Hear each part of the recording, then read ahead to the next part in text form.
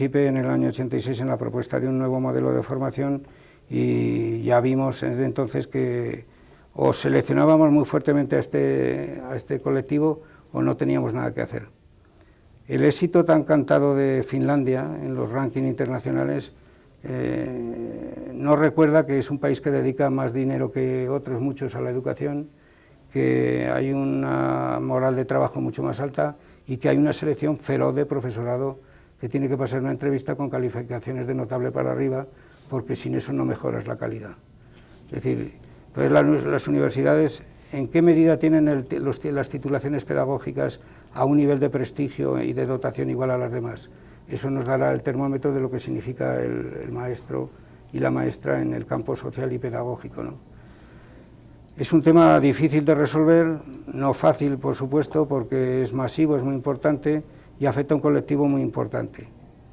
Y ha sido un colectivo que ha crecido desde la penuria, se está dignificando, pero sigue descualificado, ¿no?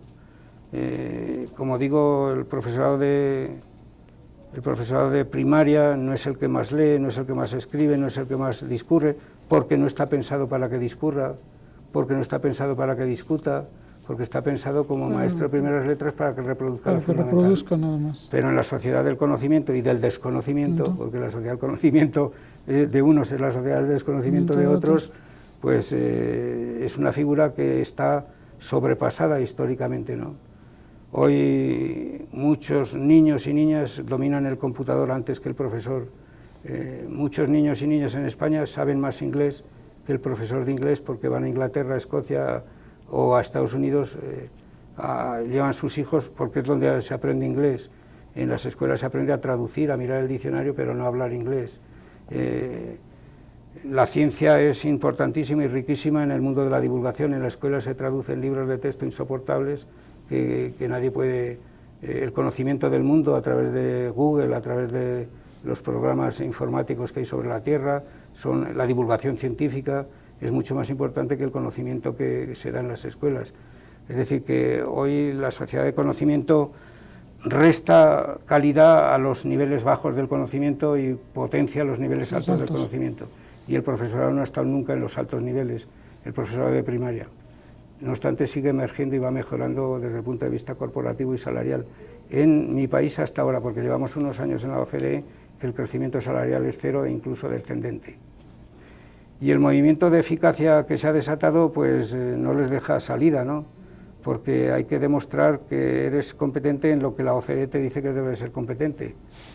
Y si ningún libro puede ser la base sagrada de la pedagogía, los informes de la OCDE no, porque no cuentan todo lo que hay que contar, son muy delicados con el profesorado porque conviene, es un votante, el profesor es un votante, el alumno no, y entonces se puede hablar del rendimiento del alumno, pero no del rendimiento del profesor. Yo suelo decir, aunque me alargue en la respuesta, que el informe PISA, en la parte de matemáticas, que es el informe anterior al último, dice que España es uno de los países, estamos en el lugar 30, pero no dice que hay regiones de España que están por encima de la media europea y la media de la OCDE. Navarra, Cataluña, Madrid, el País Vasco están por encima de la media europea y al nivel de Alemania, más que Alemania, pero hay regiones en España, las Islas Canarias, Andalucía, Murcia, Castilla-La Mancha, que están por debajo de la media europea y por debajo de la media española. La OCDE no dice por qué se producen esas diferencias. Pues mire usted, si eso lo correlaciona con la renta per cápita, hay una correlación altísima. Si lo relaciona con el nivel de estudios de los padres, hay una correlación altísima. Y decir eso significa decir, ¿y qué va a hacer usted, señor gobierno? Es decir, los niños no son innatamente inteligentes o tontos. Nacen con más oportunidades o menos oportunidades según donde nacen. Lo siento, pero aquí Rousseau tenía razón, ¿no? La desigualdad tiene causas sociales de forma inevitable. Y la enseñanza privada es mejor en España que la pública, pero cuando equiparas los niveles culturales de los padres, la pública es tan buena como la privada es tan buena como la pública. Y en el campo universitario pasa exactamente el lugar. Decía que la OCDE dice que estamos bajos en matemáticas, pero la página siguiente de donde dice eso dice que en España los profesores de matemáticas responden muy poco a las preguntas de los alumnos según la opinión de los alumnos. Entonces, esto ya no se toca porque esto sería ver qué matemáticas está usted enseñando, ¿no? Entrar en el análisis del aula, de lo que se dice en la clase de matemáticas, y esto es tocar a un sujeto que políticamente es muy delicado.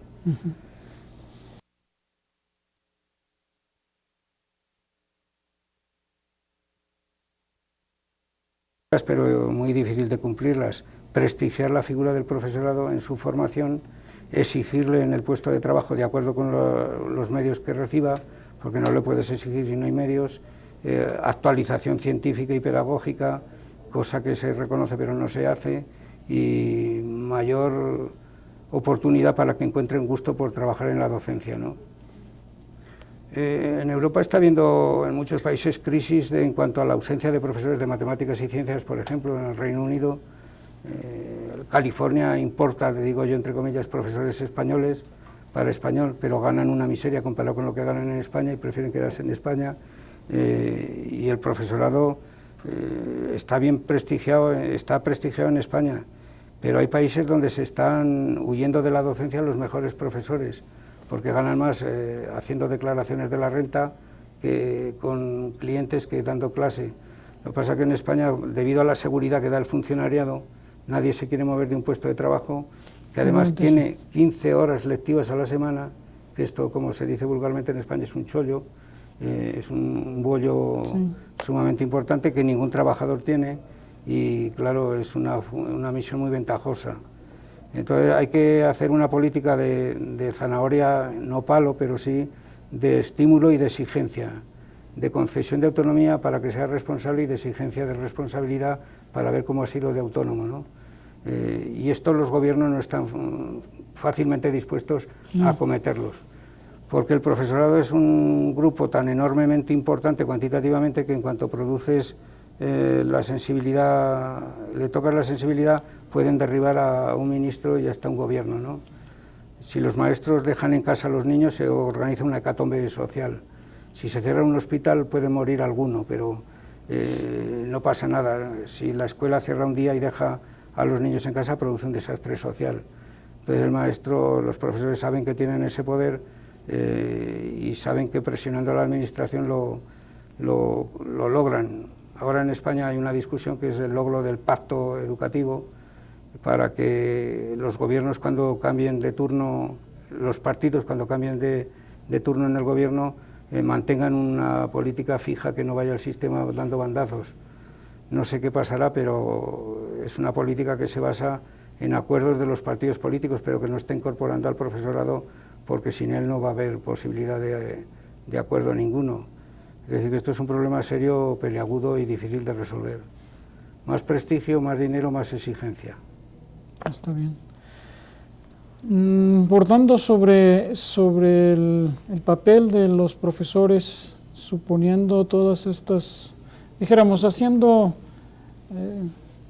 un poco de abstracción de las condiciones de la formación del profesor y todo lo demás, ya mirándolos como profesionales de la educación en la escuela, ¿qué esperanzas puede haber en los profesores en su capacidad, dijéramos, de gestión dentro de la escuela, de gestión pedagógica, de gestión educativa, para impulsar algunos cambios, más allá de PISA, más allá de lo que impone la política educativa nacional? ¿Qué espacio pueden tener? Primero hace falta que haya un proyecto común claro, que no lo tienen. No lo tienen. Segundo, hace falta una coordinación institucional que en España no existe. Y tercero, hace falta un nivel de exigencia que dé recursos pero pida cuentas. Pero que esa petición de cuentas no sea la de los test, porque los resultados de los test de un alumno no tiene responsabilidades el profesor, pero las tiene, ¿no? Es decir, las posibilidades de introducir unas dinámicas nuevas son complejas. Yo, refiriéndome a mi país, creo que hace falta una primera cosa, la declaración de derechos y deberes del profesorado respecto del alumnado, de los padres y de la sociedad. Esto en mi país no está claro. Es decir, hay conflictos entre padres y profesores porque los padres se inmiscuyen en el gobierno de las clases por parte de los profesores. Hay profesores que creen que solo son juzgables por Dios y la historia, que nadie les tiene que tocar su ámbito de autonomía. En España ha surgido un grupo díscolo, rebelde y ácrata de antipedagogos que dicen que el mal de toda la educación la tienen los pedagogos, cosa inaudita, porque si tuviéramos esa capacidad tan decisiva habríamos matado la educación o la habríamos resucitado hace tiempo. Es decir, hace falta un proyecto en la escuela pública y en la privada, un proyecto que indique hacia dónde vamos, que haya una línea vertebral que diga este es el camino. Importa lograr buenos ciudadanos, ciudadanos competentes, ciudadanos colaboradores, y eso que cale en todas las esferas de la actividad. Sin un proyecto no vamos a ninguna parte porque todo se diluye en acciones parciales, descoordinadas e ineficaces. Hace falta en España un director que gobierne, un director que sea director, un director que dirija. Esto es imposible de lograrlo porque los sindicatos no quieren dejar de perder el sistema que actualmente dice que los directores serán elegidos por el profesorado, representantes de los padres y de los estudiantes. Pero esta fórmula democráticamente buena, y yo la apoyo, creo que merece la pena apoyarlo, porque solo un profesor, un director que surja de la comunidad puede tener posibilidades de colaborar, pero no debe dejar de liderar el centro educativo. Es decir, un director no puede ser el que hace los trámites del papeleo administrativo y no puede decirle a un profesor tú lo haces mal, tú lo haces bien, tú cumples, tú no cumples. En una empresa pública o privada de cualquier tipo, financiera, industrial, comercial, el director no dice ¿tú qué piensas que hago? Hace algo, ¿no? Y ese aspecto del liderazgo, en España la derecha política lo tiene como muy escorado hacia el mando, yo mando, tú obedeces. Y la izquierda, llamada izquierda, lo tiene, las esperanzas las ha puesto siempre en la democracia participativa, pero no siempre la democracia sirve. Para que el país tenga democracia y las instituciones sean democráticas, otras instituciones dentro del país no pueden funcionar democráticamente. El director de un hospital supongo que puede ser decidido con influencias políticas, pero es difícil que se tolere un incompetente dirigiendo a un equipo de médicos, ¿no? Los hay seguro, los hay incompetentes y los habrá nombrados por el poder político y no por el poder científico médico. Pero en educación no existe esta cultura de exigencia y de planteamiento común. Y lo que se percibe en este momento en España es un gran descreimiento, ¿no? Hay como una sociedad pedagógica meliflua que no tiene energía, que no enerva una política y una acción con una mira, y entonces hay crisis de contenido y de fines. Después hace falta un equipo que coordine, que imponga y que exija, pero que dé también, ¿no? Que dé. Y en España, con los últimos gobiernos anteriores a este, del Partido Popular, la inversión, según la OCDE, cayó en medio punto, es decir, que hemos perdido puestos. El afán se está poniendo en la privatización, que en España tiene un significado especial, no es equiparable a otros contextos, o es peculiar el contexto dentro del macrocontexto. Se tiene una línea argumental político-ideológica que incluso es asumida por los partidos de izquierda, en el sentido de que la escuela privada es más eficaz que la pública, y esto no es verdad. Lo que es verdad es que el tipo de base social que tiene la enseñanza privada es más alto que el de la pública. Hay un caso que se debate allí con mucha claridad en sus consecuencias. España, como toda Europa, tiene un problema de migración de los países más